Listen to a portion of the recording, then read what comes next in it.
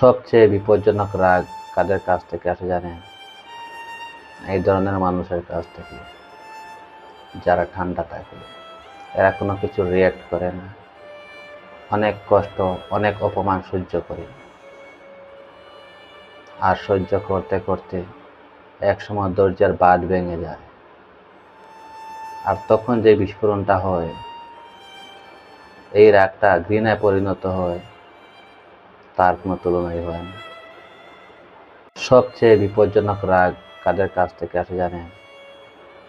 এই ধরনের মানুষের কাছ থেকে, যারা ঠান্ডা থাকে। এরা কোনো কিছু রিয়্যাক্ট করে না, অনেক কষ্ট, অনেক অপমান সহ্য করে, আর সহ্য করতে করতে একসময় ধৈর্যের বাঁধ ভেঙে যায়। আর তখন যে বিস্ফোরণটা হয়, এই রাগটা ঘৃণায় পরিণত হয়, তার কোনো তুলনাই হয় না।